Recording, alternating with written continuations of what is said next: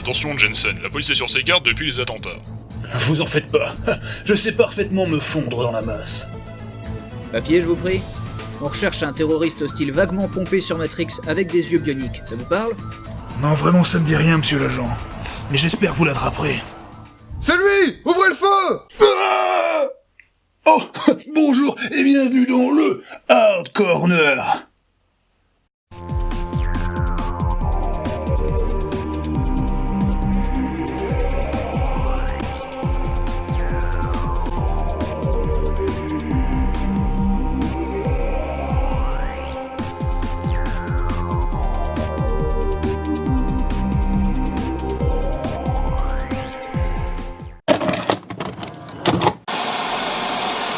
Bonjour petit bonhomme qui ne valait pas 10 centimes et bienvenue dans Hard Corner. Aujourd'hui, j'espère que t'aimes le techno-bullshit et les fondus au noir parce que Deux Sexes, Mankind Divided est dans la place. Non mais monsieur, je crois qu'on dit plutôt Deus Ex. Oh, ok, si tu veux, 12 sexes alors. Non mais là c'est encore pire, hein. Clairement, on a affaire ici au jeu de la rentrée avec son moteur nouvelle génération, ses innombrables possibilités d'action, son univers foisonnant, son scénario touffu, son résumé de l'épisode précédent imbouffable. Ces 4 meilleurs chercheurs vont me rendre que j'ai depuis que j'ai paru avoir brouillé sans plus rien avoir à craindre de faire arrive miser beaucoup sur. J'ai dû me rendre à Panchaya. J'ai trouvé Megan dans une suite appartenant à Yugtaro. Quel serait le prochain coup des Illuminati? Non, je vais t'expliquer l'ingéniosité de ce plan. En premier lieu, je voulais que Larry remplace Robert. Mais y a pas à dire, hein, ça fait le café une fois passé le tutoriel assez déconcertant avec son hélicoptère là qui marche à pile. Quoi, j'ai gagné? C'est quoi ce machin? Ok. Mais bon, l'infiltration proposée dans ce Deux Sexes est l'une des plus pointues du marché, et ça, y a pas à tortiller, hein. C'est même tellement bien foutu qu'on peut finir le jeu sans tuer qui que ce soit. Enfin, pour ceux qui veulent faire ça, je vous préviens, par rapport à beaucoup d'autres jeux, ils ont inversé le bouton de sprint avec celui des prises au corps à corps. Je dis ça pour vous éviter quelques moments, awkward. Avec des gens... Merde, non! Ah putain, je voulais courir! Désolé! De multiples options et tactiques vous sont proposées, hein. Et là, pas de bluff, hein. Les possibilités sont vraiment impressionnantes grâce aux nombreuses augmentations possibles sur votre corps bionique. C'est bon, je suis devant la porte. J'utilise mon passe-partout bionique. C'est quoi ce truc? C'est quelqu'un qui me fait une blague ou quoi? Rendez-vous! Les mains en l'air! Et laissez-moi vous dire que l'intelligence artificielle vous donnera du fil à retordre. Clairement un exemple dans l'industrie. Enfin sûrement, mais moi je suis tombé sur l'équipe d'intérimaire, je crois.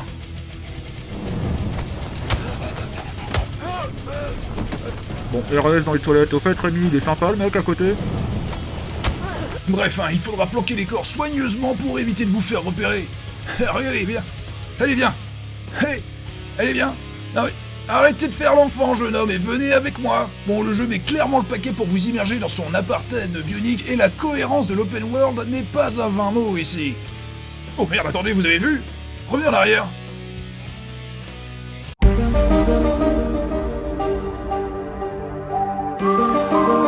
Et puis avec un peu d'entraînement, hein, et surtout si vous supportez les longs dialogues remplis à ras-bord de technobabble pour la moindre mini-quête, vous pourrez réaliser des actions des plus stylées en mettant à profit vos pouvoirs. Mais attention à ce que votre perso vous fasse pas le coup de la panne, hein. Vous m'attraperez jamais. Oh. Non, j'ai plus de batterie. T'as pas un chargeur? D'ailleurs, ça dérange que moi que le flow du jeu soit si souvent interrompu par des fondus. Il y a sûrement une raison technique, mais... Vous voyez, c'est chiant quand même. Mais bien sûr, parlons de la collector du jeu, vendue à un prix plutôt raisonnable, mais maintenant faut voir ce qu'elle contient, hein. Déjà, on dirait qu'il manque la moitié de la boîte, et c'est le bordel à ouvrir. Et putain, c'est dangereux un packaging comme ça, et on pourrait éborgner quelqu'un. Pose ton arme, enfoiré! Quoi? Non, mais ça c'est pas énorme, monsieur l'agent, c'est qu'une boîte de jeu, tenez, regardez!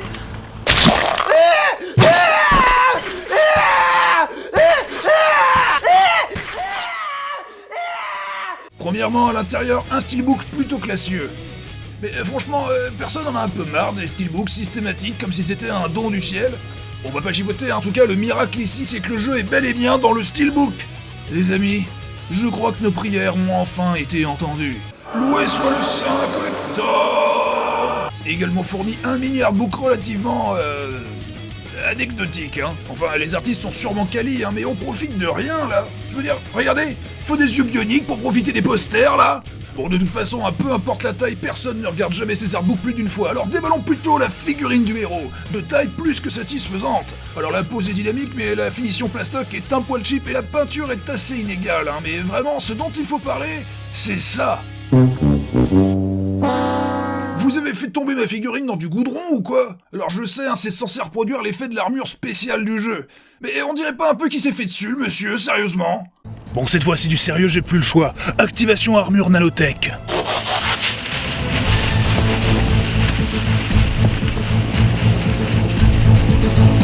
Ça rend pas du tout bien en figurine, on dirait qu'ils avaient la flemme de sculpter le reste. Au final, le jeu est clairement l'un des gros morceaux de cette rentrée, mais qui reste un poil réservé à un public patient et méthodique et déjà bien familier avec l'épisode précédent. Si vous êtes du genre excité du bulbe et que vous avez cette photo dans votre portefeuille, laissez tomber. Par contre, la collector en mode minimum syndical ne plaira qu'aux fans de la série, ou aux fétichistes des couches culottes.